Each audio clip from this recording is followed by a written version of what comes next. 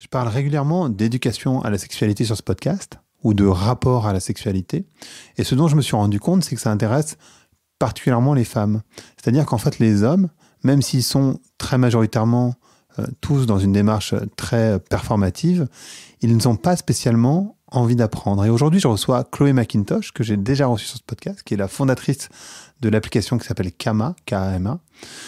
Et avec elle, on va se poser la question de la sexualité masculine. D'abord, pourquoi ils ne s'intéressent pas à l'éducation autour de la sexualité, mais ensuite, comment ils peuvent résoudre des problèmes qu'ils pensent avoir, par exemple une taille de pénis ou simplement le fait de durer plus longtemps, mais aussi vraiment profondément leur rapport à la sexualité.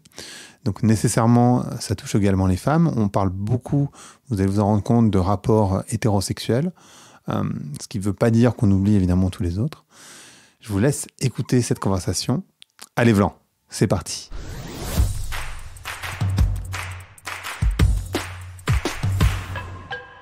Bonjour à toutes et bonjour à tous. Bonjour Chloé. Bonjour Greg. Je suis ravi de te recevoir une seconde fois sur ce podcast et cette fois-ci, on va parler de la sexualité, mais principalement pour les pénis, ou en tout cas pour les hommes. Parce que moi je suis un homme, je m'intéresse au sujet et pourtant je me rends compte que dès que tu parles de ce sujet, de l'amélioration, si on peut pas appeler ça comme ça, de la sexualité, en fait, les hommes s'y intéressent moins, ça attire plutôt les femmes. Et je ne sais pas si tu as cette même sensation d'abord. Et qu'est-ce que toi, ça t'évoque ou comment tu peux potentiellement l'expliquer ? Non, je pense que c'est un point de vue qui est assez évident. Et d'ailleurs, quand j'ai lancé ce projet, donc je suis allée lever de l'argent en fait aux États-Unis pour ce projet. Et je me souviens beaucoup, la question des investisseurs était Chloé, quel va être ton marché principal ou le marché avec lequel tu veux vraiment commencer le projet, en essayant quand même de m'influencer très fortement vers un projet qui serait adressé aux femmes. Parce que c'est ce qu'il y a de plus simple, c'est ce qu'il y a de plus évident. Je suis une femme. On est dans une ère dans la tech et dans le secteur des startups où vraiment les femmes entrepreneurs, maintenant, ça y est, on comprend vraiment que ça apporte de la valeur. C'est accepté, donc ça commence à ouvrir aussi tout un marché. Et je pense que les entrepreneurs le voient en tant qu'opportunité. Ils ont raison. En revanche, moi, mon point de vue n'est pas que stratégique par rapport à l'aspect commercial de la chose, mais vraiment l'intention de créer une opportunité un peu pour tout le monde. Et c'est important parce que finalement, on parle d'hommes et femmes, mais le projet Kama, c'est une opportunité de vraiment revenir vers le corps et de penser au corps à une opportunité d'expérience de vie. Donc, si on vit dans son corps, comment on expérience la vie par rapport à, si on est dans sa tête, principalement, comment on expérience la vie. Et donc, finalement, moi, c'était vraiment important à la base que cette valeur-là, qui était focusée sur le corps lui-même et le potentiel de notre corps humain qui, à mon avis, est immense et en plus très tourné vers le plaisir. Donc, de son évolution, l'évolution de notre corps finalement a été guidée par nos désirs. Si on n'a pas de désir, on meurt. Et donc, c'est quand même très guidé par le plaisir. Et c'est quelque chose qu'on a un petit peu oublié, et je pense que l'homme, d'autant plus, qui n'est pas nécessairement dans la frivolité, dans la relaxation, dans l'ouverture, dans la réception. Donc c'est des valeurs qui sont associées au plaisir, peuvent trouver ça plus difficile comme zone d'exploration, et d'autant plus, et je pense que ça c'est le problème principal qui enlève en fait l'opportunité aux hommes, c'est qu'on a simplifié la sexualité masculine d'une façon tellement extrême que ce qu'ils expériencent et ce qui est représenté dans le média est aligné. Donc pour eux, pourquoi chercher plus loin ? Alors que la femme, ce qu'elle voit dans le média et ce qu'elle expérience, c'est pas pareil. Donc elle se dit, je cherche, il y a autre chose, parce que moi c'est pas ça connecte pas avec moi. Donc je pense que vraiment à la base, c'est quelque chose, encore une fois, c'est des constructions de notre société, des standards et hétéronormatifs qui font qu'on a beaucoup orienté la sexualité sur le plaisir masculin et que l'on l'a beaucoup simplifié, parce que quand on a enlevé l'élément féminin, qui est l'élément plus articulé, plus profondeur, qui est un peu dans la découverte, on enlève toute cette énergie-là, toute cette valeur, on se retrouve avec un système de sexe basique, friction, on rentre, on sort, on se touche un peu, on pénètre, on éjacule, c'est fini, quoi. Et ça, c'est le modèle. Alors forcément, pourquoi chercher plus loin ? Et pourtant, les hommes, ils ont toujours on est dans une société performative, et les hommes, ils ont ce souci de performance. Je ne sais pas si c'est vrai pour les femmes, mais il y a quand même ce souci de performance chez l'homme, en particulier de combien de temps je vais durer, de est-ce que mon pénis est suffisamment dur, enfin tous ces trucs autour de la performance. Donc ça va être intéressant d'abord qu'on parle, je pense, tous les deux potentiellement de techniques, tu vois, de conseils concrets pour les hommes, parce que c'est intéressant à ce niveau-là. Et puis après, je serais intéressé pour aller un peu plus loin, c'est-à-dire dans la compréhension du corps de la femme, parce que c'est quand même essentiel, enfin de la femme. Là, je parle vraiment sur pardon, je suis hyper hétéronormatif moi aussi, mais bon, c'est un sujet, et c'est quand même la majorité de la sexualité malgré tout. Et puis après qu'on entre dans des zones qui sont moins expérimentées par une majorité d'hommes. Donc la question que je me pose, c'est comment ça se fait peut-être qu'il y a toujours cette logique performative et pourtant ce désintérêt pour justement améliorer sa performance. Parce qu'à la limite, on pourrait se dire pourquoi pas, tu vois, la performance. Eh ben oui, justement, la performance, c'est une bonne chose. Après, c'est la définir. Quand on est athlète ou quand on est musicien, la performance, c'est comment on évalue notre qualité, notre habilité d'exprimer notre talent. Donc, je pense que c'est quelque chose d'important. Après, dans notre société, encore une fois, ça, c'est des choses qu'on construit. On a fait que la performance était plus vite, plus dur, plus haut, plus fort. Plus longtemps. C'est toujours plus. Et en fait, là où on oublie, et ça, c'est une mentalité qui est effectivement plus masculine, c'est d'imaginer notre expérience de vie comme quelque chose de linéaire. Et le problème avec visualiser notre expérience de vie comme quelque chose de linéaire, c'est qu'on peut pas s'arrêter, on peut pas revenir en arrière, on peut pas avoir des hauts et des bas, puisqu'il faut qu'on aille toujours plus vite, plus loin, et c'est comme ça qu'on évalue notre valeur.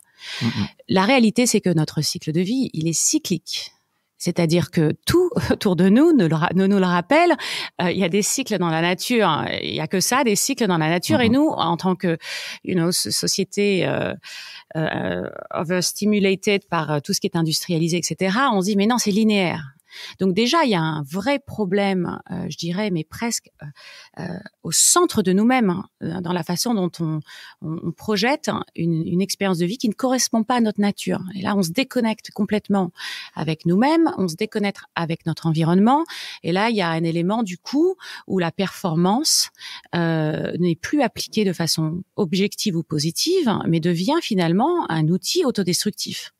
Parce que on est maintenant dans une période de notre évolution où la jeunesse, les hommes qui ont moins de 30 ans, sont ceux les plus affectés par tous les problèmes d'anxiété sexuelle, des érections qui ne sont sur lesquelles on peut pas finalement avoir confiance, où on se sent démuni par des situations qu'on n'arrive pas à contrôler, ou nos émotions nous bloquent plutôt que nous inviter à nous ouvrir plus.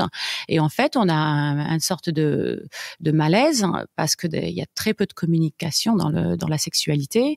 Et que l'homme, finalement, a hérité de la responsabilité pratiquement non seulement de son plaisir à lui, mais du plaisir de la femme ou du partenaire avec qui il est, qu'on vit en se disant que le plaisir, il va nous arriver si on a la chance d'être avec quelqu'un qui sait comment le trouver et comment nous ouvrir.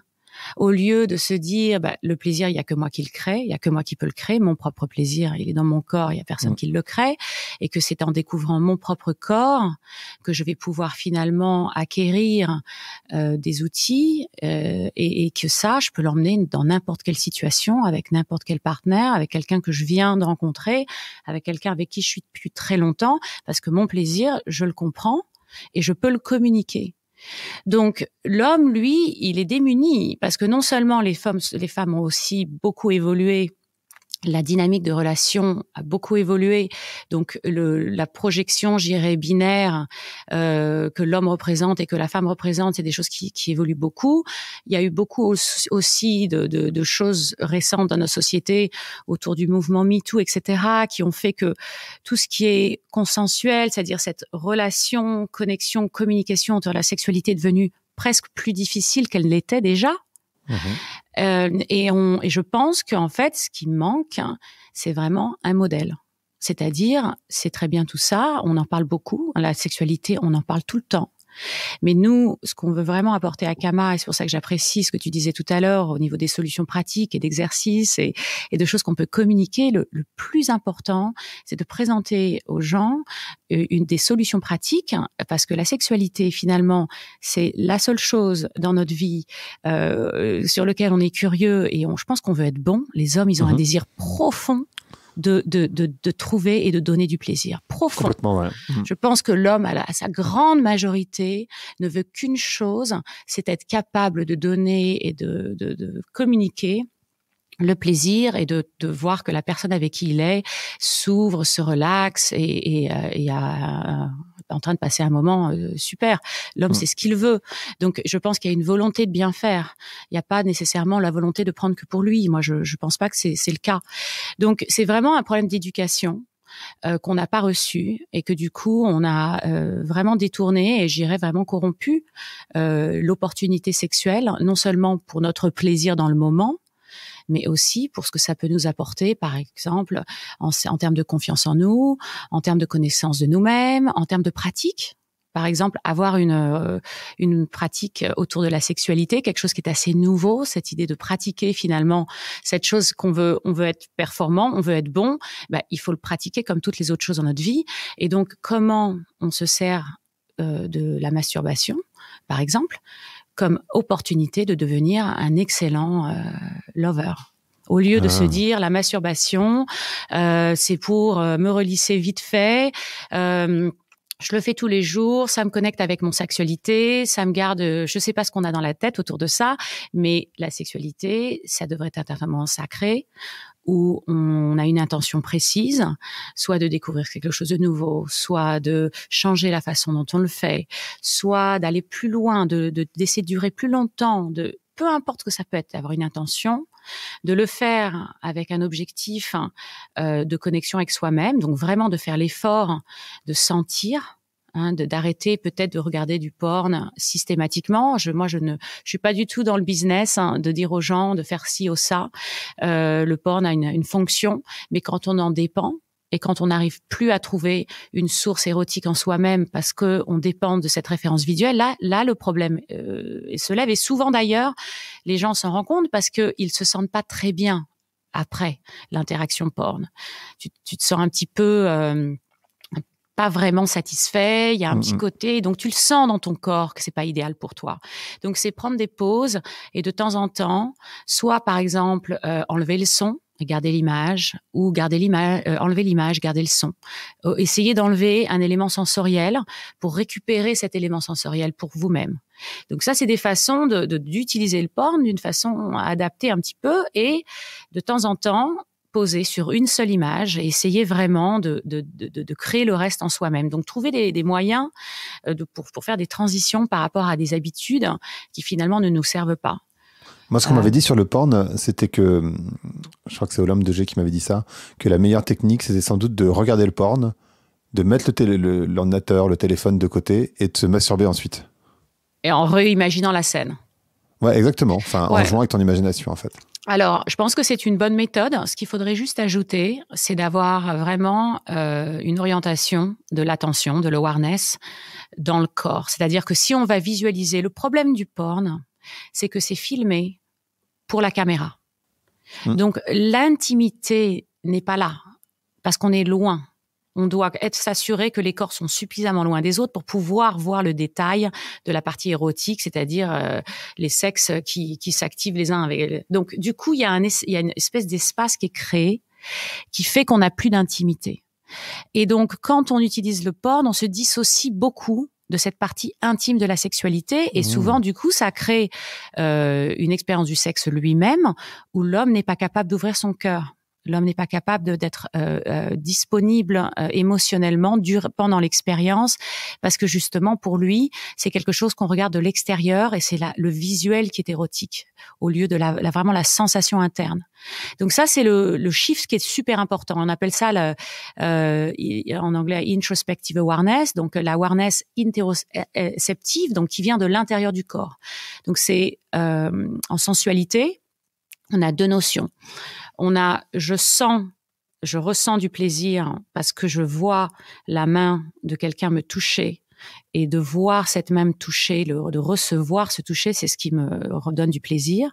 Et l'opposé, c'est que je suis la main, je suis moi et je reçois, c'est ma main qui reçoit ce toucher. Donc le visuel est dans mon corps, dans la réception de ce toucher.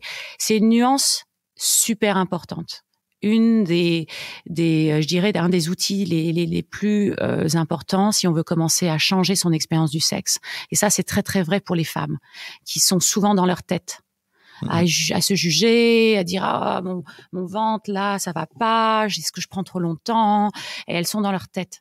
Donc le training de vraiment sentir où je suis dans mon corps et de ralentir l'expérience le plus possible. Une des erreurs principales, je pense, que les hommes font par réponse à un modèle qui leur est présenté, c'est que ce sexe de friction qui va dehors et dehors de façon linéaire est pratiquement une méthode de désensitisation du sexe. Parce que quand on fait ça, par exemple, si on porte une chaussure neuve et on finit par avoir une cloque, c'est la peau qui crée une barrière pour qu'il n'y ait pas de douleur, en fait. Quand on fait le friction de sexe, on fait la même chose. On désensitise complètement les tissus érectiles qui sont dans le vagin et qui sont aussi sur le pénis. Et que, à force de faire ça, le sexe, finalement, n'a plus beaucoup de sensations. On se retrouve où il faut que ce soit plus dur, plus fort, plus rapide pour sentir. Et quand les hommes pensent à durer plus longtemps, ils pensent en fait à l'idée de prendre une pilule qui va leur donner une érection super dure, qui vont pouvoir faire ça pendant 3 heures. Mais la femme, elle veut pas ça pendant 3 heures. C'est la dernière chose qu'elle veut. Elle, ce qu'elle voudrait, c'est qu'on se ralentisse, qu'au début, on va rien sentir, parce qu'on est à 80% désensitisé pratiquement, et que au fur et à mesure d'être présent, de connecter, de respirer ensemble, de se focuser sur les plus petites sensations, même celles qui sont pas forcément confortables, mais de passer du temps à connecter localement et de ralentir ce processus, c'est à ce moment-là qu'on va commencer à reconstruire un potentiel cellulaire. Donc on parle de la qualité cellulaire, c'est-à-dire que la cellule se désensitise, elle devient soit douloureuse pour repousser la barrière, l'impact, ou éventuellement plus de sensation du tout. Donc quand les femmes disent après 5-10 minutes, moi je m'ennuie, c'est parce qu'elles ont plus de sensation. Elles ont pas de sensation. On s'ennuie quand on n'a pas de sensation. Quand on n'a pas de sensation, on va dans la tête. Quand on n'a pas de sensation, on n'a pas envie que ça dure. Donc, le but de toute l'expérience et nous, l'enseignement qu'on apporte aux hommes qui nous disent je voudrais durer plus longtemps, on leur dit on va vous aider à durer plus longtemps, pas en sentant moins, en sentant plus. Et ça, c'est vraiment le shift qui va transformer la sexualité pour les hommes. C'est de se rendre compte qu'en fait, c'est en sentant plus, en se rendre compte qu'en fait, les signes qui font qu'ils vont éjaculer, ils peuvent les écouter et les sentir, mais bien avant qu'il soit trop tard pour les gérer. Que c'est en de développant cette lecture de soi-même, ce langage en fait sensuel, que non seulement la communication avec soi-même va être meilleure, et la communication avec le partenaire. Et alors du coup, on va être un peu concret. Moi, j'avais quand t'écoutant, il y avait plein de questions qui me venaient, en particulier le fait que les mecs parlent pas pendant l'acte, le fait que les mecs ne touchent pas. T'as parlé de la masturbation aussi, mais comme là, t'es sur la notion de durer plus longtemps, de manière concrète. Comment on fait, admettons que je suis un éjaculateur précoce, comment je fais pour justement durer plus longtemps, tu vois? Alors, la pratique principale, ça s'appelle edging. Je ne sais pas comment ça se dit en français. Je ne sais pas non plus. Donc, edging, c'est une pratique qui consiste traditionnellement à arrêter tout et à essayer d'arrêter en fait d'avoir un orgasme pour construire un potentiel d'avoir un orgasme plus important sur la durée. Donc, par exemple, pendant une semaine, on fait l'amour avec quelqu'un, soit on se masturbe, c'est plus facile de le faire en se masturbant. Et traditionnellement, edging, ça serait expliqué comme au moment où si c'est 0, t'es pas aroused, t'es pas excité, et 10, c'est un orgasme. Quand tu arrives vers 7 ou 8, eh ben tu t'arrêtes. C'est-à-dire que tu penses à ta grand-mère, tu t'arrêtes, tu essaies de tout arrêter. Et souvent, ça veut dire que on se crispe, on serre, les muscles du pelvis, on se contracte, on arrête de respirer et on se crispe le tout et on en essaie d'arrêter. Nous, à Kama, ce qu'on essaie de faire passer, c'est l'idée qu'en fait, edging, on peut l'utiliser pour continuer. Et on le fait en apprenant à lire dans son corps l'origine des signaux qui font qu'on va pas pouvoir se contrôler un peu plus tard. Et essentiellement, travailler avec la respiration et travailler avec les muscles du pelvis, du pelvic floor. Et on est capable de complètement réguler et contrôler et créer de l'option, en fait, par rapport à comment on veut que l'expérience se développe, simplement en utilisant ces outils-là. Et ça veut dire que si on se masturbe, on fait cette pratique d'edging, on arrive à un 6, à un 7, on a déjà reconnu que ça va monter, on commence à pousser, donc au lieu de se serrer le pelvic floor, de contracter, ce qui va ne faire que nous perdre le contrôle finalement, on va se mettre dans le système parasympathique, c'est-à-dire la relaxation. On va pousser, on va respirer très, très, très profondément dans le ventre. On va se relaxer, on va centrer son awareness autour justement du pénis et on va se concentrer simplement sur la relaxation. On peut éventuellement attraper aussi, mettre entre l'index et le pouce, attraper en fait les testicules juste sous le pénis à la base et les tirer légèrement, parce qu'en fait quand on va éjaculer, les testicules remontent pour se rapprocher en fait, parce qu'en général elles sont descendues pour que la température soit plus basse. Donc, quand ça remonte, c'est le signe que c'est le corps qui va amener l'éjaculation. Donc, on peut aussi respirer profondément et retenir en fait pour que ça se passe. Donc, simplement en maintenant la position des testicules. Et ça va aussi permettre d'arrêter la déclencher. Ce que ça permet après, c'est de continuer. Donc, ces pratiques-là de respiration, elles peuvent être appliquées pendant qu'on fait l'amour avec quelqu'un. Et du coup, ça veut dire qu'on n'est pas obligé de s'arrêter. C'est-à-dire que la personne qui reçoit l'expérience ou qui est avec vous, elle peut continuer à prendre son plaisir. Elle va devoir aussi s'arrêter, respirer, mais on n'est pas dans un cas où on doit s'arrêter. Et là, on va commencer à construire des plateaux d'expérience où on va atteindre un certain niveau d'excitation, où on sent que si on continue, on va probablement avoir un orgasme. On se détend. On fait une pause. L'importance de la pause dans le sexe est essentielle. Malheureusement, le porn nous montre des séquences continues qui sont ininterrompues. Le pénis a un cycle naturel qui passe de l'érection à semi-érection, à la relaxation dans l'expérience sexuelle. C'est-à-dire que c'est complètement normal pour un homme de perdre son érection dans l'expérience sexuelle. Ça ne veut pas dire rien du tout.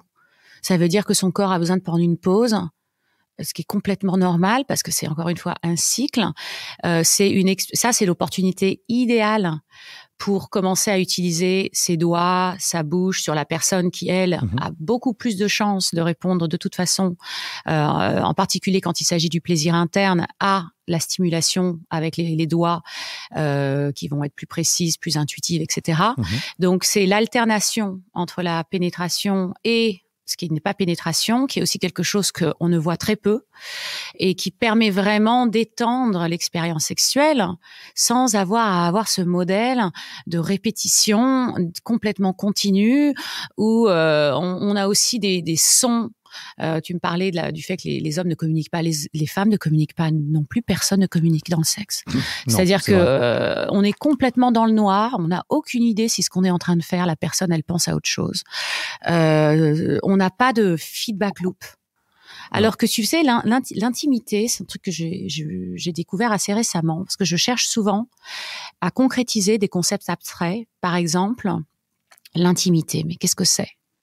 L'intimité, c'est le feedback que tu reçois quand tu envoies une intention vers quelqu'un. Donc, je m'approche vers toi et mon intention, quand je suis devant toi, je m'approche dans ton espace privé, c'est de t'embrasser.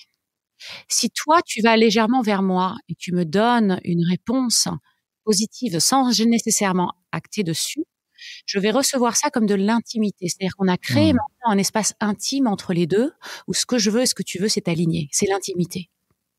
Donc, si on ne connecte pas pendant l'acte sexuel et qu'on n'a pas cette réponse, est-ce que c'est ça que tu veux? Est-ce que ce que je suis en train de faire, ça te fait plaisir? Est-ce qu'on est dans cet échange, cette communication? On perd l'intimité et la connexion. Les gens disent, mais je me sens pas assez connecté. J'aimerais bien trouver de la connexion. Et c'est une sorte de concept qu'on veut, on le désire, mais comment on fait? C'est des choses pratiques. Un autre concept intéressant, c'est l'idée de la tension sexuelle, cette espèce d'électricité qu'on sent dans son corps quand on est dans la phase, un peu comme des aimants. Avant que ça se touche, on est dans l'attraction très forte. Et la réalisation que la tension sexuelle, c'est l'espace entre toi et moi. C'est-à-dire que si on est assis sur un canapé, qu'on est en train de parler, et que maintenant, moi, je suis consciente qu'il y a un espace entre toi et moi. Je mets une intention dans cet espace. Que maintenant, j'aimerais créer une dynamique de connexion. Quand je vais me rapprocher, toi, tu vas le sentir. Si je suis pas consciente de cet espace et que je te touche, ça fait complètement tomber la tension sexuelle. Parce que tout d'un coup, l'espace n'est pas respecté. Donc, quand tu es dans un couple, et que le couple souvent nous dit on a un problème de couple, c'est qu'on n'a pas envie du sexe au même moment. On est en mismatch, quoi. Et lui il veut, moi je veux, c'est pas au même temps, on n'arrive pas à s'aligner. Le plus important dans ces cas-là, c'est de reconstruire, de recharger l'espace, de recharger la tension qui est autour de nous, par recréer l'intention du toucher. Par exemple, quand on rentre dans la pièce, au lieu de toucher son partenaire de façon insignifiante, juste parce qu'ils sont là, parce qu'on a l'habitude de le faire, et ça veut plus rien dire, on le fait pas. On ne touche que quand on a vraiment quelque chose qu'on veut faire passer, et à ce moment-là, on s'arrête, on se regarde, on l'exprime juste par son énergie, c'est reçu, ça crée une connexion, ça fait du bien, on se sent connecté, et c'est tout. Et on le fait quand on s'embrasse, quand on se touche, et ça devient finalement, cette habilité-là de recharger l'espace va éventuellement créer de nouveau la charge sexuelle, la charge érotique. Donc, c'est des choses pratiques. Ce qui nous manque dans ce secteur, c'est vraiment l'éducation pratique. Mais quand je parlais du son tout à l'heure, je disais, en tout cas, encore une fois, dans des relations hétéros, la femme, en tout cas, tu vois, généralement, alors bon, après, voilà, c'est chaque cas différent, fait du bruit, tu vois. Après, c'est aussi dans une reproduction du porno, attention. Tu vois, il y a beaucoup de i qui passent et on pourra reparler du i ensemble. Mais l'homme, souvent, lui, il y a même pas tu vois, il y a même pas il y a rien en fait. Il y a même pas, parce que toi tu t'es parti déjà sur qu'est-ce que j'ai envie, qu'est-ce qui me fait du bien, est-ce que par exemple mes tétons sont sensibles, est-ce qu'ils le sont pas, est-ce que j'aime bien être embrassé ici, est-ce que j'aime bien quand tu me fais ça, de dire à l'autre personne, j'en sais rien, j'aime ton odeur, j'aime ta peau, j'aime si, j'aime ça, peu importe ce que tu lui dis. Alors ça c'est encore une étape à la limite au-dessus, mais il y a une étape première qui est juste de formuler quelque chose, tu vois, par exemple, j'en sais rien, tu reçois une fellation, ou même pas, tu vois, juste faire du bruit, en fait, tu vois, de signifier à l'autre que tu aimes bien ce qui est en train de se passer, en fait. Ouais, et je pense que, en fait, tu sais, je me souviens très bien au début de mon training, c'est-à-dire à peu près 1 an et demi, j'ai commencé vraiment à m'appliquer, à chercher des pratiques, des différentes sources, parce qu'en fait, finalement, si tu penses, pour moi, la sexualité, ça devrait être un secteur séminaires éducatifs avec des personnalités qui représentent une méthodologie. Tu dis voilà, moi je vais aller bosser avec docteur machin, j'adore sa méthode et c'est focusé sur l'intimité. Après l'autre, non, moi je vais travailler avec machin, je vais prendre ce cours, ça focus sur la spiritualité et le sexe. Ah ben tu vois, ça serait bien. Qu'il y ait des écoles en fait, tu vois, où tu peux vraiment approfondir, découvrir comme dans plein d'autres trucs. Et c'est vrai que le problème principal et la raison pour laquelle on n'évolue pas dans ce secteur, et on n'a quand même pas du tout évolué, parce que si tu penses qu'en fait, presque il y a 500 ans, la qualité sexuelle, en tout cas de l'expérience sexuelle féminine, finalement, n'était pas dissimilaire à ce qu'elle est aujourd'hui, ce qui est quand même incroyable, si tu veux. Et c'est parce qu'on n'en parle pas. C'est parce qu'on n'est pas vocal, donc on n'est pas vocal à aucun niveau. C'est-à-dire que c'est jamais vraiment un sujet où on souffre facilement. C'est pas un sujet où on s'exprime. Et effectivement, quand on est dans l'expérience, on a du mal à ouvrir la bouche. Et il y a beaucoup de honte autour de la sexualité. C'est le plus gros bloc, je dirais, à l'échelle la plus importante autour du sexe. C'est vraiment la honte et tous les schémas de honte qui se multiplient et s'associent depuis la naissance et quand on grandit. Et je pense que ça, c'est quelque chose qui fait que l'homme, qui est aussi vu comme quelqu'un qui doit pas vraiment exprimer ses émotions ou être capable de se laisser aller, n'est pas vraiment invité à s'exprimer. C'est aussi que dans la représentation médiatique de nouveau et porn, finalement, oui, on entend que la femme qui fait des cris un peu bizarres, et finalement le plaisir, le bruit du plaisir, je me suis rendu compte que c'est moins inconvénient pour les gens d'entendre une personne se faire tabasser que d'entendre des bruits érotiques des moaning, quoi. Tu vois, je pense que les gens sont plus inconfortables dans de sons violents et les gens sont aussi plus confortables avec des visuels violents, parce que si tu regardes Netflix, il y a de la violence profonde et il n'y a pas de sexualité. Donc on est immune à des choses comme ça. Et donc je pense que le problème de la voix dans le son, moi je me souviens au début de mon training, un des teachers, des personnes avec des personnes avec qui j'ai bossé, me disait un des points les plus importants, ça va être l'activation du nerf vagus là, qui est en fait qui connecte à la mâchoire, aux cordes vocales et qui connecte à tous les organes vitaux et qui est aussi connecté au pelvis et connecté au cervix et connecté à une partie aussi à l'intérieur du vagin. Et la voix, on parle aussi de la voix dans les chakras, l'importance de cette voix, la voix qui sort, c'est extrêmement connecté au plaisir. C'est une activation qui rappelle à ton corps, à ton système nerveux, ça crée des vibrations internes. On est fait de 70% d'eau. Donc tout ce qui est vibration, tout ce qui est voix, pour nous est super important en termes de communication. Et c'est aussi notre première forme de communication. Avant de parler, on faisait des sons.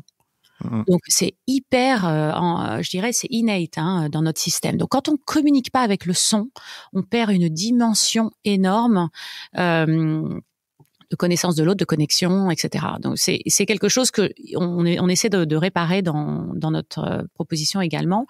Et moi, c'est finalement une des choses qui a transformé mon expérience du plaisir, et que même encore aujourd'hui, quand j'oublie d'utiliser ma voix, je sens une différence, mais vraiment importante. Majeur. Mais vraiment importante. C'est-à-dire que c'est incroyable à quel point ça te libère, ça te garde présent, ça crée cette vibration, la connexion mind-body devient vraiment effective, je dirais, avec la voix.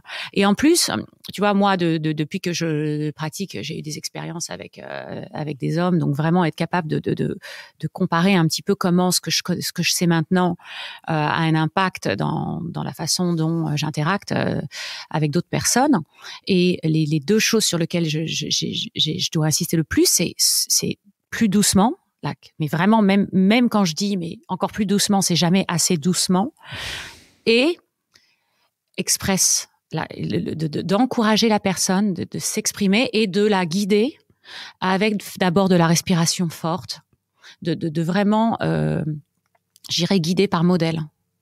que la personne qui a des idées sur comment améliorer l'expérience engage. La respiration, c'est un moyen excellent, facile, je dirais pas trop intimidant, de commencer à créer cette connexion, cette présence, d'utiliser le système et d'activer le système nerveux, de se mettre dans la bonne, je dirais, disposition. Donc, accompagner déjà avec la respiration, de commencer vraiment à pousser les exhales et à utiliser le pelvic floor, à activer le pelvic floor.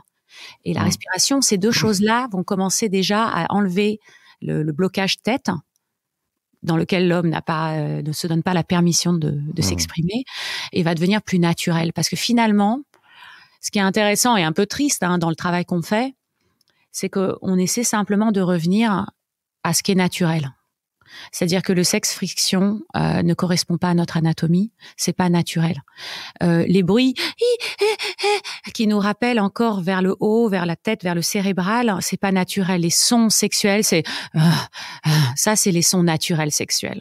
Mais c'est comme ça, c'est des sons plus animaliers. On est un peu embarrassé d'aller dans ces zones-là, mais ça c'est ce qui est naturel.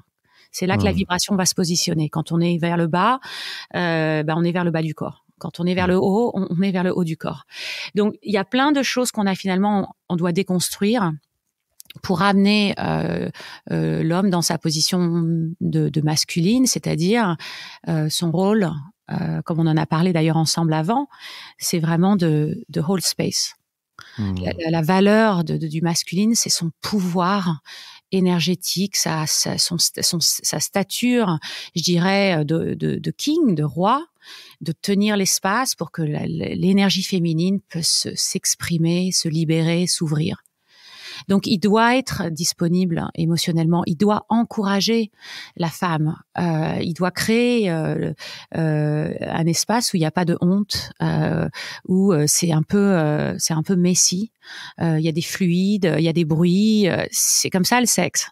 Si on fait pas de bruit aussi, après quand il y a un bruit bizarre, ça fait encore plus bizarre, quoi. Tu vois. C'est clair.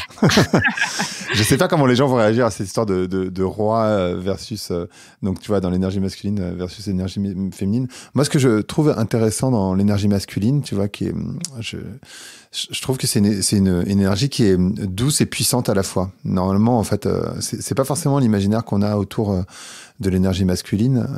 Et l'énergie masculine, encore une fois, étant autant chez l'homme que chez la femme. Enfin, pour moi, on a évidemment tous les deux. Il y a vraiment cette énergie très douce et puissante, tandis que j'ai l'impression que l'énergie féminine, elle est beaucoup plus dans le soin, dans le caring. Elle est puissante aussi, évidemment, mais c'est une autre typologie d'énergie. Enfin, c'est mon... Ouais, non, mais je pense qu'en plus, déjà, il y a beaucoup de types d'énergie. Il y a des gens qui sont plus sexuels, et dans la sexualité, il y a des gens qui sont plus sensuels. Il y a des gens qui sont plus dans le kink, dans les edges, dans les choses un peu plus transgressives. Encore que je pense que c'est un misunderstanding, un construit de notre société, encore une fois. Donc, je pense qu'en fait, même si on a toujours ce yin and yang, cette valeur, je dirais, binaire qui est vraiment, ça fait partie de notre structure, je pense qu'en dehors de ça, il y a maintenant de plus en plus une sorte on accepte de plus en plus la diversité et aussi la fluidité de l'un vers l'autre. Et je pense que ça qui est important, et c'est ça qui nous a tous bloqués, c'est que on pensait pendant très longtemps qu'on devait prendre des décisions définitives par rapport à qui on est et comment on se présente dans le monde. Et je pense qu'aujourd'hui, la génération plus jeune, qui presque 50% maintenant ne se déclare plus en tant que binaire, c'est-à-dire que vraiment il y a un désir de marquer un point de vue sur cette nouvelle perspective, ne veulent plus se définir. Aujourd'hui, je suis ça, demain, j'ai peut-être envie d'être avec ce type de personne, et je pense que c'est vraiment pour moi ce que je vois qui est enrichissant dans cette génération qui est vraiment très différente, je pense, de tout ce qu'on a vu jusqu'à présent, parce que c'est eux qui ont l'opinion. Pour la première fois depuis toute chance toujours dans notre société, civilisation, maintenant la génération la plus jeune finalement a presque le plus de poids et elles l'ont parce qu'elles ont cette connexion avec une réalité finalement que nous on n'arrive pas à adapter assez facilement. Et la valeur est vraiment dans cette connexion avec la réalité. Et la réalité, c'est que les choses sont en train de changer et que moi, là, récemment, j'ai été à une soirée Halloween avec, je pense que c'était des gens qui étaient dans les 25 ans. Et je remarquais d'abord que les jeunes ne boivent plus beaucoup d'alcool, ils prennent des psychédéliques, et je pense que c'est une amélioration phénoménale de l'énergie justement qui est autour de la scène de la nuit. En tout cas, avec cette génération, moi je le sens. Et l'autre chose que je remarque beaucoup plus, c'est que les hommes, donc c'était Halloween, il y avait beaucoup d'hommes qui étaient presque déguisés avec des costumes qui correspondraient beaucoup plus à des homosexuels, mais super proud et fiers de dire voilà, j'ai aucun problème en tant qu'homme à avoir mes fesses à l'air et mettre des trucs moulants et être un homme et à m'associer visuellement à des stéréotypes qui correspondent à des hommes qui sont gays, si tu veux. Donc, je pense que ça, c'est quelque chose qui n'existait pas, moi, quand j'ai grandi. Les hétéros, les hommes hétéros ne voulaient aucune association.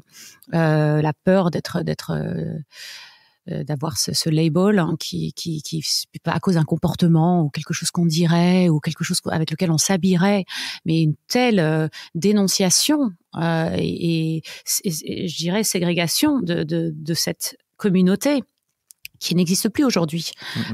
Donc c'est quand même des choses positives qui changent, qui donnent aux hommes, en tout cas de cette génération, une ouverture d'esprit qui, je pense, va faciliter la connexion vers le féminin, que l'homme va se sentir finalement de se déguiser en femme, d'être dans ce corps de femme, cette énergie, c'est drôle, c'est fun, et je pense que ça ouvre beaucoup plus d'opportunités justement d'avoir des comportements où on commence à se poser plus de questions, parce qu'il y a plus de curiosité, il y a plus d'exploration, et c'est vraiment ce qui a manqué dans notre expérience du sexe.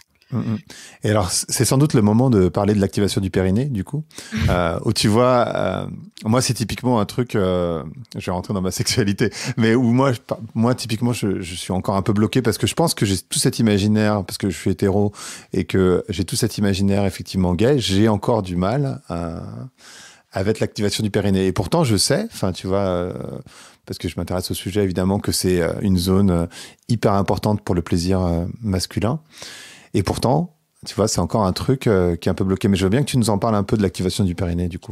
Alors, déjà, l'activation du périnée, je ne sais pas exactement ce que tu viens par là. Mais le périnée, qui finalement, pour l'homme en particulier, est intéressant parce qu'à peu près un tiers du pénis est interne. Donc, la partie entre l'anus et les testicules, cette zone-là en particulier, est une zone où il y a beaucoup de tension. Et qui est très importante de massage, cette zone tous les jours pratiquement, pendant 3-4 minutes, et de vraiment penser que l'érection elle commence là, à cette base-là. Et ça, c'est vraiment important. Et aussi de pratiquer le stretch du pénis. Donc, on a des pratiques sur l'application qui expliquent aux hommes aussi que de stretcher le pénis, de détendre tous les ligaments, et c'est une pratique vraiment importante parce que plus on est détendu dans cette zone-là, plus on a de flexibilité, plus il y a de sang qui va venir.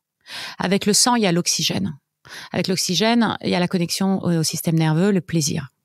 Donc, quand on est tendu, alors l'homme, la tension principale, c'est l'anus. C'est là où il y a le plus grand niveau de tension. Et c'est pour ça qu'en fait, c'est une tristesse d'une certaine façon que l'homme soit dissocié du plaisir anal, parce que à cause de ces normes hétéronormatives, et que du coup on a presque une abstraction totale de cette zone, c'est-à-dire qu'on la coupe, on la découpe et on l'isole et on la met en dehors de notre sexualité parce qu'on veut pas y penser, on veut pas de contact, ça nous met mal à l'aise finalement. Et c'est une grosse partie, donc je dirais c'est pas simplement juste le plaisir, la prostate, donc on appelle donc le G-spot masculin, qui est positionné, je dirais à peu près à 6 centimètres à l'intérieur de l'anus masculin, donc la partie qui est vers l'intérieur et qui est accessible, et qui est positionnée là, peut-être pour des raisons, je dirais, avec l'évolution de notre anatomie. Moi, je pense qu'il y a toujours une raison, parce que toutes ces années d'évolution, en général, il y a vraiment une optimisation de la chose. Donc, il y a un contact qui est nécessaire avec cette partie de notre corps. Il y a une attention qui est nécessaire. Si c'est tellement près d'une orifice, c'est parce qu'on doit y avoir accès. Donc, pour moi, déjà, le fait que l'homme ne connecte pas avec cette partie de son corps, mais simplement à travers une méditation. C'est-à-dire que là, je porte même pas de rentrer quoi que ce soit dedans. Je dis de créer une awareness, c'est-à-dire se dire, voilà, j'ai une prostate qui est une partie vraiment importante de ma vie d'homme, et que savoir qu'elle est là, connecter avec ça déjà de façon, je dirais, mentale, est assez important.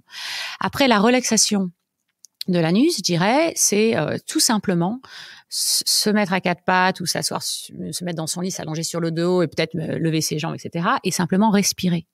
Et en respirant, en poussant et en relaxant. Et faire ça, mais 2-3 minutes par jour pour des hommes, ça relaxe cette zone, ça va créer donc plus de relaxation sur toute la partie, justement, des organes sexuels, l'érection, tout va devenir, je dirais, beaucoup plus être capable d'optimiser en fait la masturbation, l'expérience sexuelle, parce qu'on est dans ça. Donc c'est des choses qui sont, c'est encore une fois la mind body, parce que dans la tête on a la honte, on a les blocs, on a les trucs. Dans le corps on a la contraction parce qu'on n'a pas justement la relaxation. Donc on a 2 places de contraction. Et en fait par les connectant l'une à l'autre on va relaxer les deux. C'est ça le bénéfice de la mind-body connection. Et ça répare les deux. Et tu parlais tout à l'heure de stretcher le pénis. Je vois, en en ayant un, je vois pas du tout à quoi tu fais référence, parce que du coup, tu parles de l'intérieur, parce qu'en fait, j'avais jamais eu cette réflexion. Ouais. Alors en fait, tu le fais quand le pénis il est pas dur, moyen dur, mais mou. Tu attrapes vraiment à la base. Et tu prends la tête en fait dans une main, et tu fermes la tête et puis tu tiens à la base. Enfin, sur l'application c'est plus facile, Aaron bien sûr. la guide. Et en fait tu tires vers le bas en respirant. Donc tu prends tu respires et tu tires, tu pousses, et après tu restes là et tu relisses. Et quand ça va relisser, ça va créer le stretch, mais naturellement avec ton corps. D'accord. Et si tu le fais sur tout le tour, en fait, tu fais un 360. Donc, tu étires vraiment partout. Et ça, c'est aussi quelque chose que quelqu'un peut te faire. Hein. C'est quand tu l'apprends, c'est étonnant la force qui peut être appliquée. C'est-à-dire que moi, je pouvais pas croire à quel point ça fait du bien, apparemment, la personne, quand on tire assez fort. Parce que nous, on nous dit, depuis qu'on est petite, ne touche pas, ça fait mal, attention, Donc, un pénis qui est pas érect, déjà, une femme ne sait pas comment approcher ça. Et d'ailleurs, c'est un des gros problèmes qu'on a en sexualité, c'est qu'on ne touche le sexe que pour le sexe. Ce qui est pas idéal, parce que du coup, on a l'impression que ça n'a que un rôle. C'est donc pas vraiment non plus juste une zone de plaisir pour le plaisir, c'est plaisir pour le sexe. Donc dans un couple, quand on se sent déjà un peu la pression que quelqu'un veut du sexe avec nous, si on ne touche le sexe que pour le sexe, on n'arrivera jamais à se détendre autour du sexe. Donc c'est aussi important de pouvoir caresser son partenaire quand il regarde la télé, que son pénis est pas du tout actif, et ça veut pas dire que tu veux avoir du sexe, ça veut juste dire hello pénis, c'est agréable, voilà, c'est tout quoi.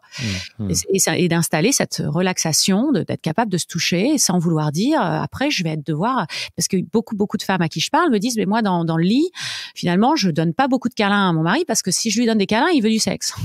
Voilà.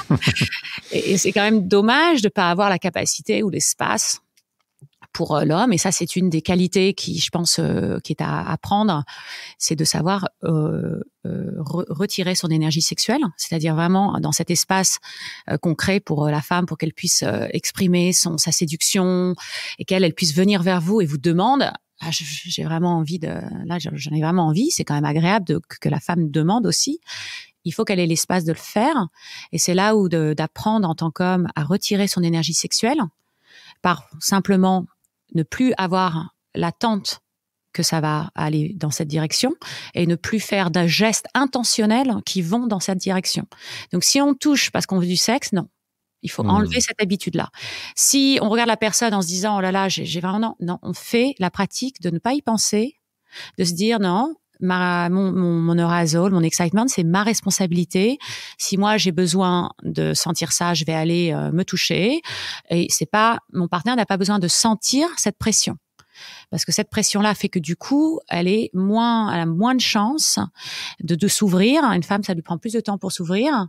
Elle a même chance d'utiliser ces outils de séduction qui sont en général ce qui aussi active son excitation. Et du coup, on se retrouve un peu dans du flat, quoi. On est un peu, OK, I'll do it. Pour rester, alors, je suis navré, hein, c'est vrai qu'on est très, enfin moi en tout cas, je suis très hétéro dans mes questions, mais il y a aussi une discussion qu'on a eue tous les deux autour de la pénétration et du fait que comme les hommes hétérosexuels n'ont jamais vraiment subi, je sais pas si subi c'est le bon mot, mais en tout cas expérimenté une pénétration. Ils se rendent pas compte de ce que ça peut faire et généralement, alors sans aller jusqu'au vaginisme, qui est un problème pour le coup, qui est un problème quasiment psychologique, ça peut faire mal. Tu vois, tu parlais tout à l'heure de friction. J'aime bien l'idée de se dire qu'en fait, il n'y a pas forcément un donneur, un receveur, mais que c'est en fait finalement le vagin qui va vers le pénis. Et aussi de se dire qu'il faut y aller lentement. Tu vois, tu parlais tout à l'heure de lentement pendant le geste, mais il y a aussi toute la partie introductive, si on peut appeler ça comme ça, qui doit être lente parce qu'en fait, c'est pas si évident pour la femme. Et comme l'homme ne fait pas l'expérience, parce que je pense que majoritairement les hommes hétérosexuels n'ont pas expérimenté, de pénétration anale, par exemple, ils se rendent pas bien compte de ce que ça peut faire finalement. Ouais. Et en fait, je le sais, je dirais que toutes les femmes ont à un moment donné ce qu'on appelle l'anxiété de la pénétration. Et que du coup, finalement, la femme n'est jamais vraiment relaxée. À part si on est vraiment avec un partenaire où on est connecté et on se sent bien, etc. Mais il y a toujours un risque qu'un mauvais mouvement, pour nous, ça sera vu comme un mauvais mouvement, même si c'était quelque chose qui n'était pas intentionné du tout pour faire mal. Il faut quand même se souvenir que nous, on a un truc quand même dur et excité à l'intérieur de notre corps, qui est dans le milieu de nos organes vitaux. Et que là, il y a des zones aussi de douleur, de trauma, de tension. Il y a, chez la femme aussi, il y a des choses. Et nous, c'est à l'intérieur. C'est pas au niveau du périnée nécessairement, c'est à l'intérieur, autour du cervix, autour du G-spot. Donc, il y a vraiment un élément psychosomatique, c'est-à-dire vraiment l'importance d'avoir cette connexion de relaxation de l'esprit, de la relaxation du corps, et d'avoir cette conversation constante avec la personne avec qui on est, que non, I've got you, I can understand votre rythme, je comprends le rythme. Quand la personne s'arrête, on s'arrête tout de suite. Ça, c'est une des choses, moi je dirais le step by step, pour reprendre les points que tu as pris, c'est on rentre là dans l'expérience sexuelle. Au moment où on va déjà, moi je conseillerais, quoi qu'il arrive, qu'un homme utilise ses doigts pendant 15-20 minutes, et je dirais pas forcément sa bouche, parce que ça c'est quelque chose qui peut exposer et rendre la femme plus vulnérable, et tu es aussi loin. L'avantage des doigts, c'est qu'on est proche, on peut construire l'intimité, on peut s'embrasser, c'est érotique, donc il y a de la valeur là. On a aussi une lecture du corps de la personne, donc on va commencer à comprendre où sont les zones et de vraiment se focuser là-dessus, c'est-à-dire que utilise les doigts comme une sorte de repérage. Et de se dire, ok, là j'ai des repères, quand je vais y aller avec mon pénis, là j'ai de l'information utile, plutôt que d'essayer de focuser sur la fille, est-ce qu'elle est en train de venir, non, ça c'est pas le but. Le but c'est toi, tu es en train d'apprendre son corps. Donc ça, c'est la première phase. Lubrication, faut pas attendre que la fille elle soit mouillée. On amène la lubrication tout de suite, ça détend tout le monde. On le met au get-go. On n'attend pas. On met la lubrication, on demande le choix de lubrication, c'est agréable, et on masse. On masse d'abord, on ne fait pas rentrer tout, on masse, on utilise ses qualités de masseur, pour détendre la zone, et on traite pas juste le clitoris ou juste la zone où on se focus sur un point. C'est vraiment d'abord amener le blood flow, relaxer, activer tout le nerveux système autour de cette zone. Plus on s'étend, plus on va avoir après un résultat positif. Après, quand on est prêt à la pénétration, on s'arrête à l'entrée. On respire ensemble. On reste à l'entrée, on touche, mais on rentre pas. Et là, on vraiment se met d'accord. On est prêt, on se sent bien, on n'a pas besoin de parler. Et après, on commence à rentrer. L'homme ne bouge pas, il ne fait rien. Il reste en position stop. La fille commence à bouger ses hanches avec des mouvements de rotation, tout petits. Et en même temps, elle pousse son périnée en poussant, ce qui va créer une ouverture. Et quand elle va serrer, ça va créer une succion.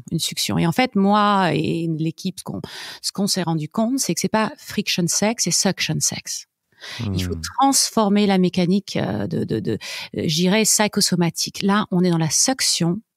La femme, le vagin, l'orifice, l'anus, ils suckent. C'est eux qui font l'action. C'est comme une bouche. On ne met pas des trucs dans la bouche comme ça en les rentrant dans la bouche. La bouche va vers la chose, goûte avec les lèvres, goûte avec la langue, et après l'envoie plus profondément. On n'est pas dans le. Tu te vois rentrer un truc dans la gorge comme ça, toi? Donc, si tu veux, l'étape d'entrée, c'est vraiment ces rotations. Le vagin, c'est un organe rond. Le pénis, c'est un organe rond. Donc, on va faire des rotations. On commence à découvrir qu'en plus, à l'entrée, il y a des zones érogènes de la femme, mais qui sont largement suffisantes. Et ça, c'est vraiment une démonstration flagrante que la taille vraiment n'est pas si importante, et pas importante comme on l'imagine. C'est vrai qu'on n'a pas ce sujet de la taille du pénis, effectivement. Et bien là, c'était le moment d'en parler. C'est que comme c'est dans la précision, c'est dans la délicatesse, quand on commence à se ressensibiliser vraiment, et l'avantage d'un pénis aussi qui est pas gros, c'est qu'on peut se détendre dans la pénétration beaucoup plus, et qu'on peut commencer à avoir une interaction avec le cervix qui est plus agréable, alors que quand c'est quelque chose de plus important, ça prend beaucoup plus de temps d'ouvrir cette zone. Donc il y a plein d'avantages. Donc je reviens à l'entrée, donc on fait des rotations, et là vraiment l'activité de la personne qui est dans cette position de se sucer, en fait, c'est d'être dans l'actif, de respirer, de sentir, et le fait d'être dans l'actif donne ces sensations, nous garde présents. On a beaucoup moins de chances de se demander à se poser des questions, etc. Après, on continue à aller de dos, et on bouge ses hanches, le G-spot qui est sur la partie haute, on se déplace, on cherche là, on fait des petites rotations. On est vraiment là dans la deuxième phase d'exploration. Comment ton pénis et mon vagin se rencontrent. Et c'est vraiment la période, comme quand tu rencontres quelqu'un, tu fais small chat, tu vas pas directement leur demander, et c'est pareil. Et après, quand tu vas plus vers l'intérieur, et que là on est plus peut-être dans un rythme où le corps de la femme dans ce cas-là est visuellement ce qu'on appelle engorgé ou engorge, c'est-à-dire il est rempli de sang, à savoir que le sexe féminin a la même capacité de l'érection et aussi de l'engorgement, c'est-à-dire la capacité de se remplir du sang, donc à peu près 300% entre la partie repos et la partie arouse. Donc c'est quelque chose qu'on ne représente pas du tout dans le porn. C'est très très très rare de voir un corps de femme qui est vraiment complètement dans ce niveau d'excitation. Et quand on est à ce moment-là, alors là, ce qui est intéressant, c'est que les structures internes deviennent donc se durcissent, et en particulier la partie qui est autour du G-spot, donc l'éponge en fait du urethra, le tube par lequel on fait pipi en fait. Cette partie-là, c'est la partie en fait du pénis.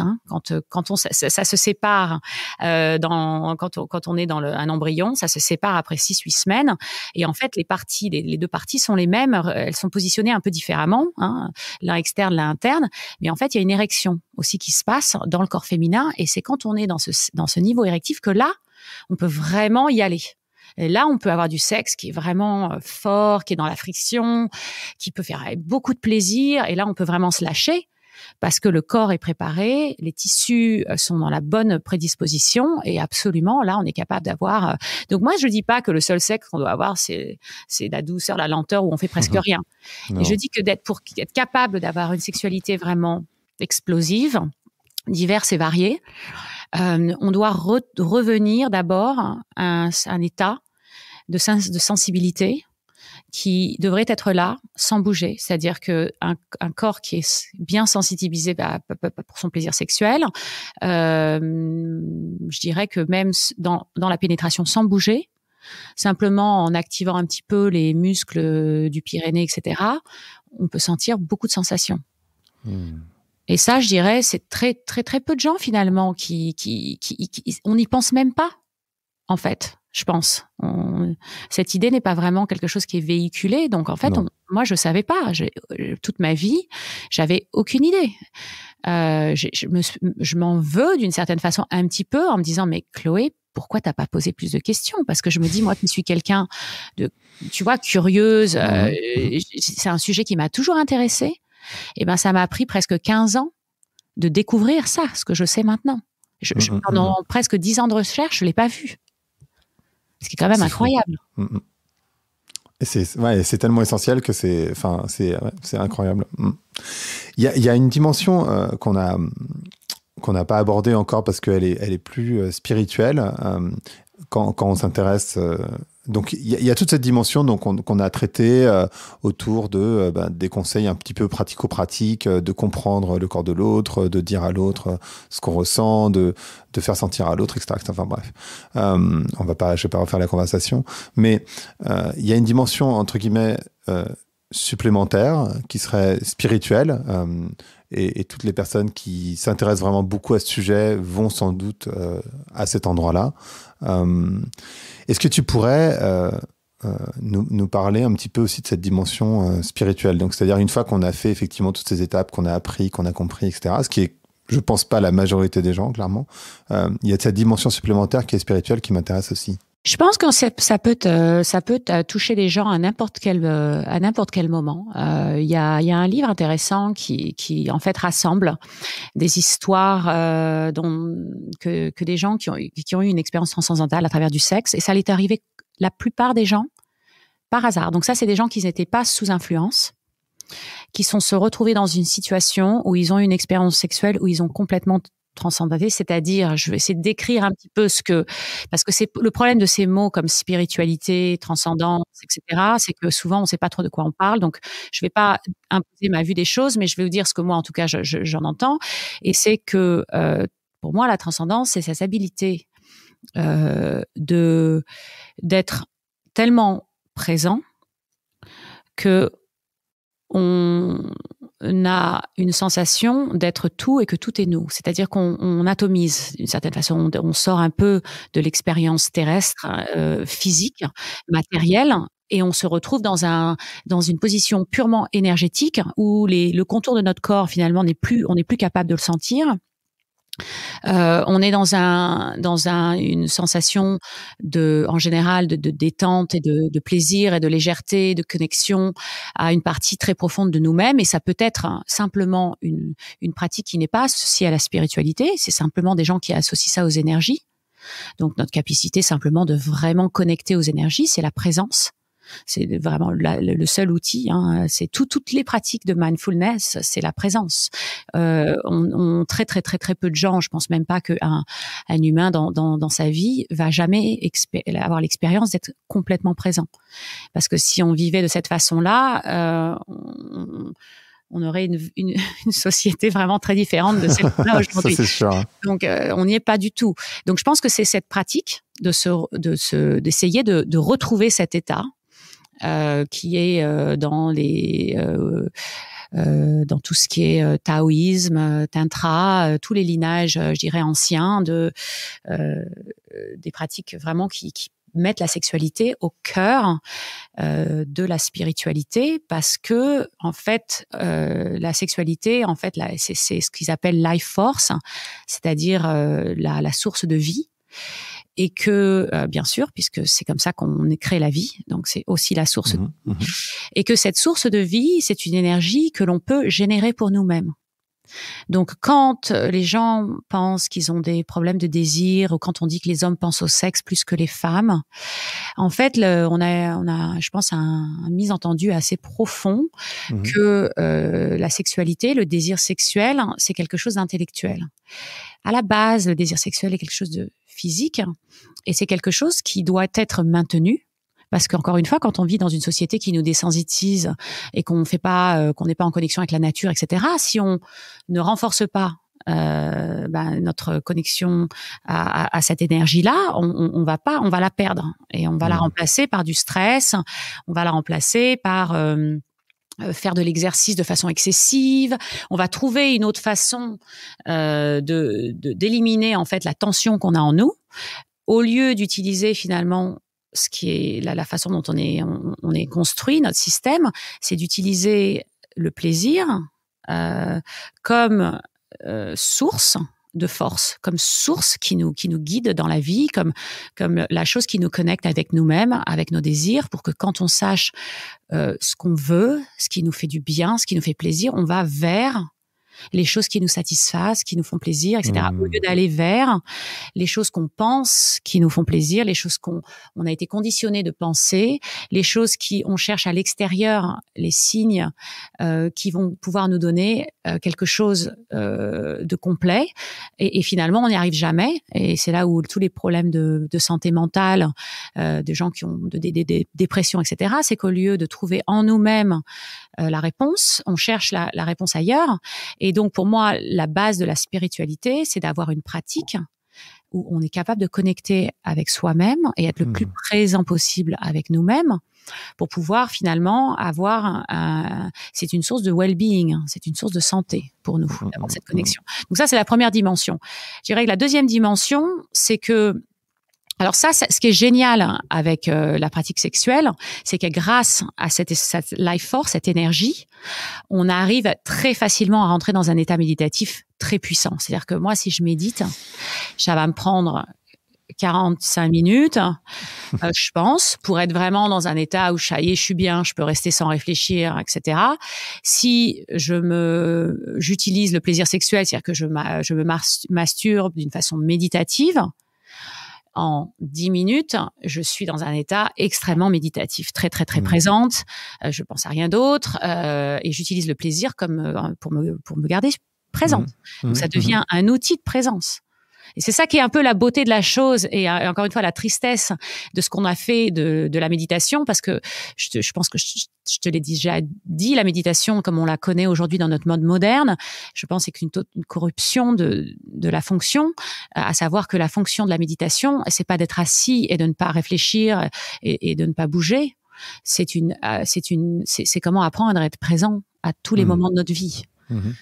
La méditation de elle-même n'est pas ce qu'on essaie c'est pas le succès. Le point de la méditation n'est pas la méditation. Le point de la méditation, c'est de pouvoir être présent à tout moment.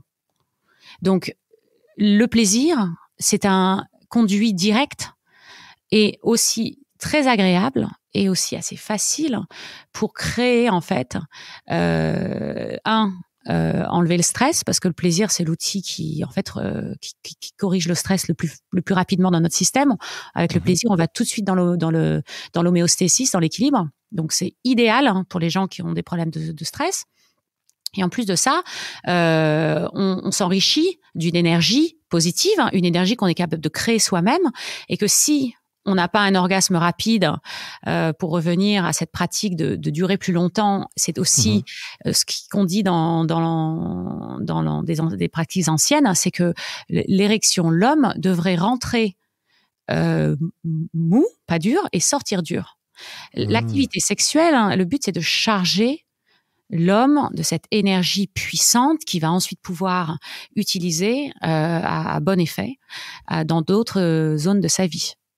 Donc, quand le sexe est utilisé pour monter, descendre et pour perdre l'énergie, on n'est jamais vraiment dans cette partie où on élève et on commence à vraiment utiliser la sexualité comme force. Donc ça, c'est le deuxième degré. C'est comment on utilise la sexualité et donc cette partie, je dirais, plus profonde, plus spirituelle de l'expérience sexuelle vers d'autres choses de notre vie. Et on utilise ça comme outil finalement.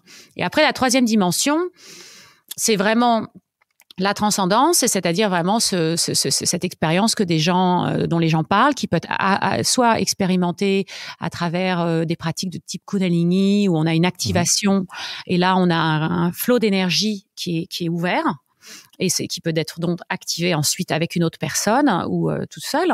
Donc c'est l'exercice autour des chakras, tout ça c'est des déblocages en fait d'énergie qui s'accumulent au cours de notre vie à travers les traumas, les contractions, les frustrations, le fait qu'on n'utilise pas le sexe justement pour se cleanser de nos émotions négatives, pour essayer vraiment d'utiliser ça comme une sorte de reset. On l'utilise comme une release de tension et pas du tout comme un outil. Donc je pense que toutes ces choses finissent par faire en sorte qu'on n'a pas vraiment la connexion, je dirais, élevée par rapport à la sexualité. Et moi, c'est quelque chose qui m'intéresse vraiment beaucoup. Donc, je recherche beaucoup ce secteur et je suis vraiment à l'écoute de toute pratique qui permettent aux gens de réconcilier, s'ils le veulent, la partie, je dirais même, croyance. Donc, je pense que une des grosses douleurs par rapport à la sexualité, c'est cette séparation par rapport à notre représentation du divin, de Dieu, de ce que on pense et la partie la plus pure de notre existence, et on peut pas l'associer à la beauté du sexe. Et je pense que c'est vraiment très très dommage. Et du coup, pouvoir doucement réconcilier pour les gens qui sont prêts à le faire, cette notion-là est quelque chose que moi j'aimerais beaucoup amener à Kama, parce que je pense que, comme tu le dis, il y a des gens qui veulent explorer de plus en plus, et je pense que la spiritualité qui était il y a pas très longtemps, on pouvait même pas en parler de façon sérieuse. Enfin, je sais pas si tu te souviens. Moi, je veux bien. Mon travail en particulier, mais si tu disais j'ai une pratique spirituelle, mais les gens, ça y est, elle est partie, quoi. Et donc, c'est quand même incroyable à quel point on a réussi à évoluer, je pense, dans ces 10 dernières années, autour de la mindfulness, autour de la spiritualité. Et je pense que c'est l'embodiment, c'est-à-dire l'habilité d'être dans son corps, qui a été perdu il y a quand même longtemps, en tout cas pour les cultures, je dirais, blanches, parce que dans d'autres cultures, on a plus ça, on en a parlé ensemble. Et je pense que cette déconnexion, on ne peut pas sortir de son corps si on n'a jamais été dans son corps. Les gens ne transcenderont pas, il n'y aura pas d'expérience vraiment profonde si d'abord ils n'ont pas la capacité d'avoir une awareness distribuée dans tout leur corps. Tant qu'on sera en polarisation cérébrale, ces expériences-là ne seront pas accessibles. On a besoin d'avoir une distribution d'énergie qui correspond à une connexion à notre environnement, et utiliser cette connexion-là vraiment comme une force. Et je pense que c'est ça, la connexion. Donc les gens, ils parlent beaucoup de connexion. Je pense que si tu demandes beaucoup de gens, qu'est-ce qu'ils veulent dans une relation, qu'est-ce qu'ils cherchent dans leur relation avec les gens, c'est connexion. Je pense que c'est ce que les gens ils en veulent le plus de ça. Et ce désir vraiment de connecter, parce que je pense qu'on a été un petit peu déçus par la promesse Internet, digital, qu'on allait être tellement connecté, et finalement on se retrouve plus isolé et un peu désespéré que jamais. Et donc maintenant, la promesse est où est-ce qu'on va trouver une nouvelle façon de connecter? Et je pense que là où la sexualité peut devenir pas simplement un outil, je dirais, de plaisir sexuel ou pour améliorer ta relation, mais un outil d'évolution à grande échelle, et de se rendre compte que si on enlève la honte, on accepte nous-mêmes, on accepte les autres, on a une pratique qui nous garde dans notre corps, qu'on a un équilibre de vie un petit peu plus évolué, on a une opportunité, je pense, d'avoir un effet positif sur la façon dont on élève nos enfants, sur ce qu'on leur dit de la sexualité, pour qu'eux, ils évoluent de façon positive, que peut-être une éducation riche, et même un curriculum sexe dans les écoles, un curriculum, je dirais, sexualité, un curriculum relation, un curriculum comment tu t'occupes de toi-même, des choses essentielles qui sont pas dans les curriculums d'école. Je pense que ça serait changement positif. Être capable de parler de la sexualité dans les bureaux, parce qu'on n'en parle pas non plus, et que ça crée des choses vraiment très tristes. Et je dirais le dernier vraiment pilier qui a pas explosé, c'est l'inceste. Et j'en parle un petit peu parce que je pense que c'est un sujet qu'on continue de couvrir. Et qui est pas sorti. Tout est sorti, je dirais, dans les traumas aussi de notre société. Beaucoup de choses sont sorties récemment. Et ça, c'est un sujet qui reste malheureusement encore très peu discuté. Et tant qu'on n'en discute pas, on en fait la promotion. On le permet. Et je pense que voilà. Donc ça, c'est pour moi, c'est les gros sujets de société sur lesquels on doit s'appliquer pour que les choses vraiment changent. Et je pense que c'est possible avec une méthode. Donc vraiment, notre but à Kama, c'est de créer un nouveau modèle pour le sexe.